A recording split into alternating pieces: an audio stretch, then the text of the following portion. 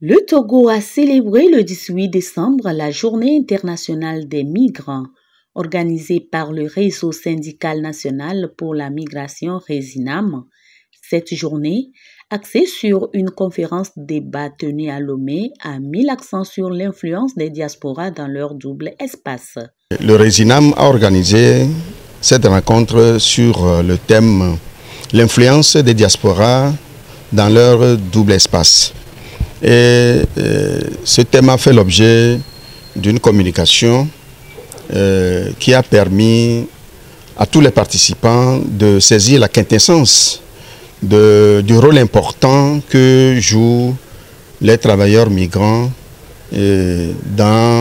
aussi bien dans leur pays d'accueil que dans leur pays d'origine. Nous ne sommes pas sans savoir que aujourd'hui, dans la plupart de nos pays, ce sont ces frères et sœurs qui sont de la diaspora qui font bouillir la marmite.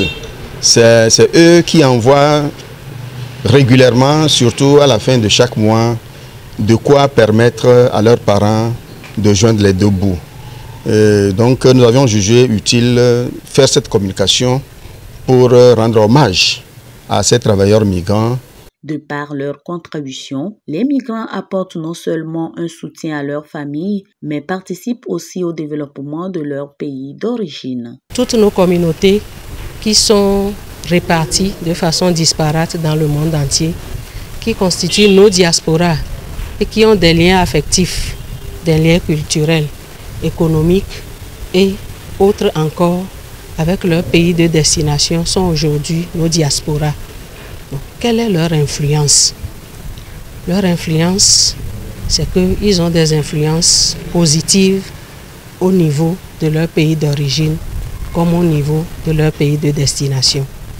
Nous avions pour preuve les transferts de fonds, les transferts de compétences que nous recevons régulièrement.